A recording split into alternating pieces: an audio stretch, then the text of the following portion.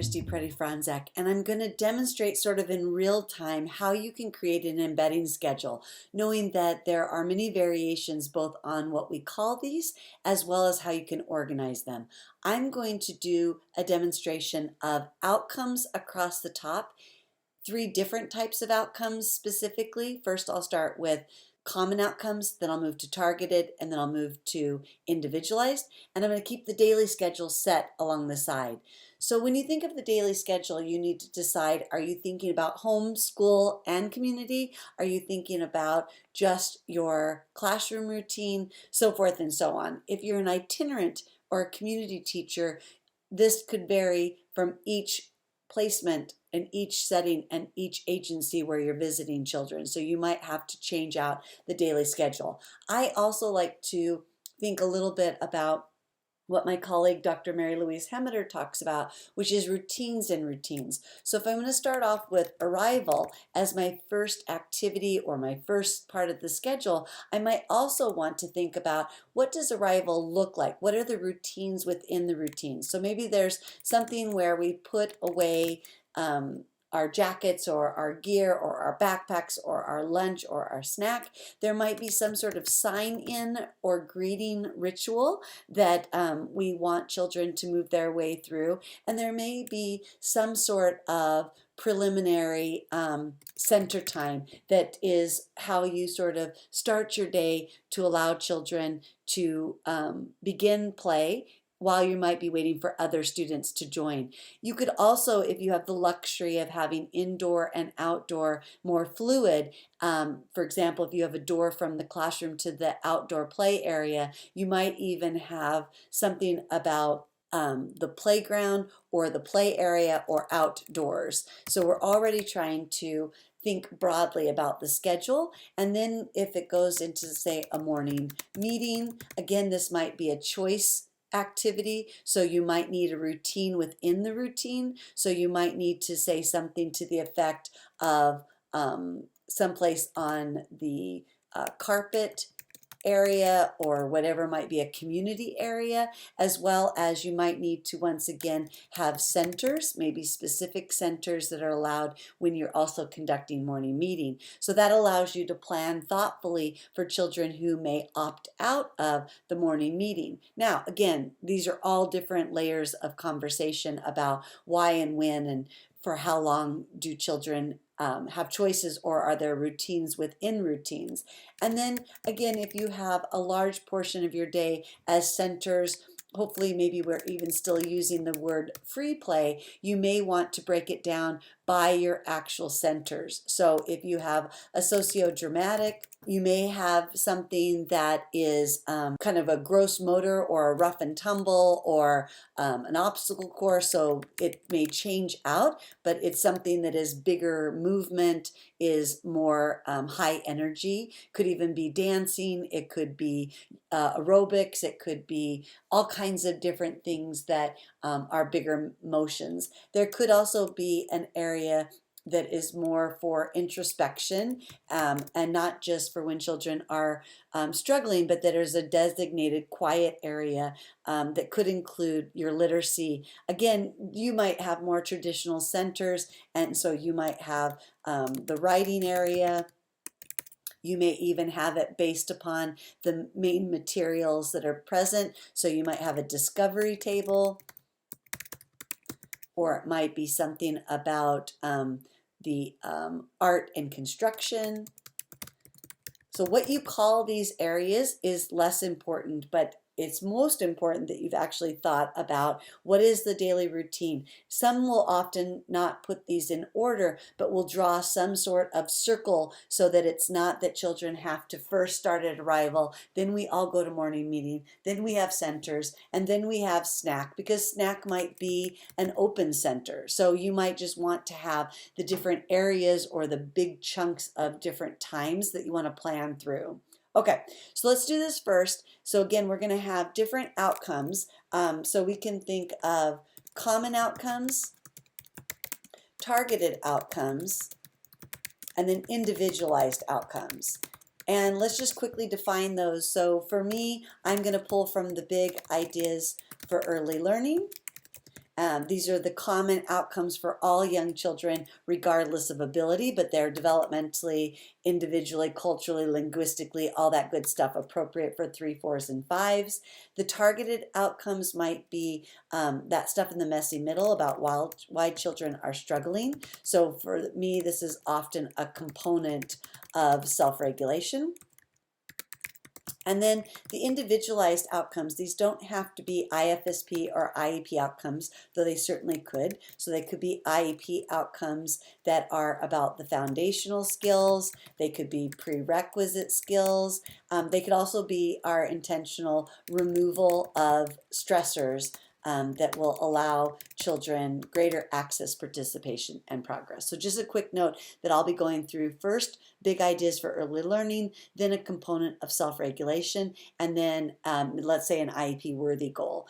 Keep in mind too that these embedding schedules can be for a single child, a small group of children, or all children. So I could also mix and match my outcomes, but we're going to keep it clear that the first time I'm going to do common outcomes. So if I need to make a note that these are common outcomes, I can put them across the top. So they can be things like labeling. They could be something like sequencing, associations, and let's do something like attributes also. And again, if you're not familiar, you can check out my resources on the big ideas for early learning, and you can see there's 16 big ideas. You could pick any of them. You just need to be a little bit selective that you're not trying to work on everything all the time. And there's also a pre-K teach and play podcast on pacing guides. So if you're like, but how do I chunk all this information? So what you would then do after you've decided your big ideas, which could be from your teaching strategies gold or your assessment, evaluation, and programming system, whatever your curriculum-based assessment is, they could be developmental milestones, and they can certainly be early learning standards. I'm just using the big ideas for early learning. Then what you do, you've got your schedule that we've talked about. You've got your key big ideas that are the common outcomes for all children. You decide at the intersect when labeling an arrival or at the routine within the routine, how will this big idea for early learning be taught?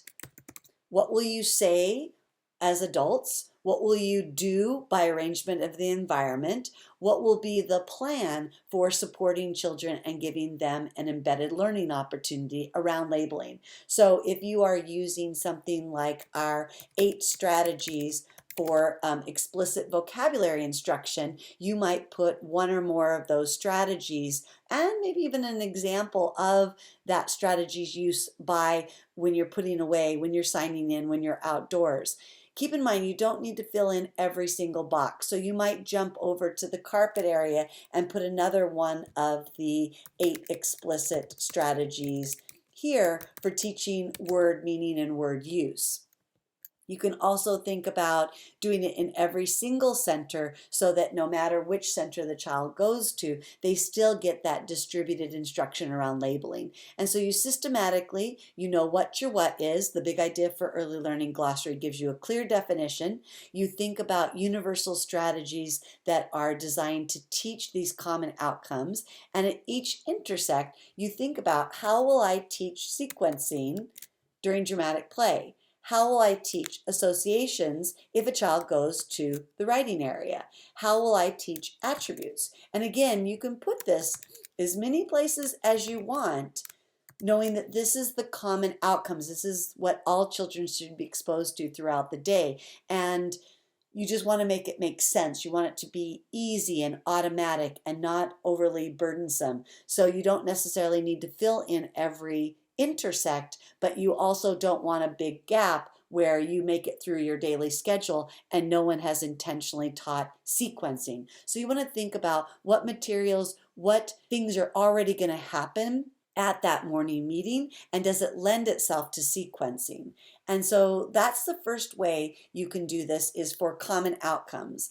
The second way is to think about targeted outcomes. And these are things that are why children are struggling, what's keeping them from making progress in a way that you would expect with the quality instruction. And so this might be where you kind of get a little bit fancy, and you might put 3 different children here, and maybe 2 children here, and maybe another group of 3 children here, meaning there's certain groups of children who struggle with certain things. So when it comes to self-regulation, maybe 3 children are having trouble with attention, 2 children are having trouble with recall, 3 other different children are having trouble with interaction, and maybe you have 1 child who is really struggling with something around problem solving. Now, this might be too much already. You might say, I can't plan at this level or at this level of nuance. That said, if we don't plan at this level, we're not intentionally teaching children through play by following their lead, and we'll get nervous and we'll pull them over or aside to give a more discrete or more directive instructional dosage. Now, again, you can keep your schedule the same, and then you think about, when are there natural times where children are required to shift their attention? When am I trying to get their attention? When are they struggling with attention? And that, again, could be these large group times. It could be even outdoor times that are less formally structured. So whatever that is, that's when you can decide how you will create an embedded learning opportunity for children to practice. If it is something that has to do with a particular lesson that you are teaching, then again, you might want to break down your centers, or if you have a small group time that's a little bit more formal, you might really hone in on that during my small groups, I really want to purposefully give instructional dosage around intention. And then again, you can do this for every single routine. You could do this for every big level of routine. And you could think about, do I want to teach all the things that children are struggling with every day? Or is this certain days? And again, for community or itinerant-based teachers, you can plug in just during that time during your visit. You may not be there across the daily routine, but you happen to be there during centers or free play. So there'll be a lot more how in those times while you're there to deliver that specially designed instruction or support that learner. And then again, for the single child, when are they really struggling with problem solving? And that intersect of problem solving is where you would actually put how you will teach and how you will support that child or that group of children when they struggle with that component of self-regulation. And then let's do the third type. This is for children who are missing foundational or prerequisite skills, for children who have individualized outcomes, for children who definitely need specialized instruction, but it can also be for children who are facing barriers, so they don't qualify as a student with a disability or delay, but they are definitely struggling in the environment, whether that's behaviorally, academically, or just whole body. And so this time we are going to really think about individualized. And when we think about individualized outcomes, we can again put the child's name here and their outcome, and that could be the same child. So it could be child A, and maybe they have 3 different outcomes we're working on, especially if we are a community or itinerant or a therapist. How am I going to specifically embed my therapy and specially designed instruction across the routine? Where do I need to consult with teachers and parents about how they can embed across the daily routine? And then let's say this is a different child, their outcome, and yet even a different child and their outcome. So I have more than one child on an IEP, more than one child who needs individualized instruction. So how do I go about this? And you can make your columns so that you have more of them, but you can absolutely cluster this in a way, and then you're going to write your IEP worthy outcome, or you're going to put something that is the foundational or prerequisite. So something about joint attention, something about being able to self-soothe, something about being able to have really early one-to-one maybe social reciprocity, maybe even something about single word utterances. And so you will decide based upon what is IEP worthy or what is for a child individualized, what that actual outcome is. And then you'll need to define it here so that everybody is clear what we mean by joint attention, what we're looking for in terms of one-to-one. What is a single word utterance and what am I expecting? Is that verbal? Is that sign language? Is that using augmentative communication? So if it's on the child's IEP, you could certainly grab the observable and measurable skill from the IEP, or you can kind of finesse it here if you've inherited an IEP that you're struggling with. And then again, you want to create multiple opportunities for the child. So even though this may seem like a lot, we really do want a how at almost every single interval. So each time that we run into the child runs into a learning opportunity in the environment, we want to be ready to teach that individualized outcome. And then that is going to feel overwhelming, but it's to impress upon you the number of dosages that children need when they require specially designed instruction, when they need us to remove barriers, when we need to work on foundational prerequisites. We can't just sort of make this the flow and then we hit and miss and this distributed when we can. We need to very intentionally, and not only do that, do we need to be much more intentional, we're often creating what we call our ARCs. So we're going to spell out the antecedent, the response, and the consequence. How do I support a child? And if that's a confusing set of acronyms right there, there are additional resources on the landing page on what is an ARC, how to create an ARC, and then how to create an embedding schedule where at the intersect, what you're putting is the specialized or systematic or the specially designed instruction in an ARC formula written right there on the intersect so that we know when we're putting our gear away, for child A to work on joint attention, this is specifically what we will do. This is the specific desired response, and this is how we will give a child feedback so that they understand and benefit from the delivery of the instructional strategy. So these ARCs become what each of these intersects can include, and they certainly could be the same ARC. It doesn't have to be unique and different, though it might be slightly mixed up or variable given the activity, but the whole idea is that we distribute these ARCs across the daily routine, hence all of these hows versus massed trials at a single event. So even if I am an itinerant or community teacher or a speech therapist, I don't want to just come during my activity, which is maybe I'm there during snack, and give the child, an ARC, an ARC, and an ARC, and over, and then leave. The question is, how can we as a team distribute ARCs across the child's daily routine for that same outcome?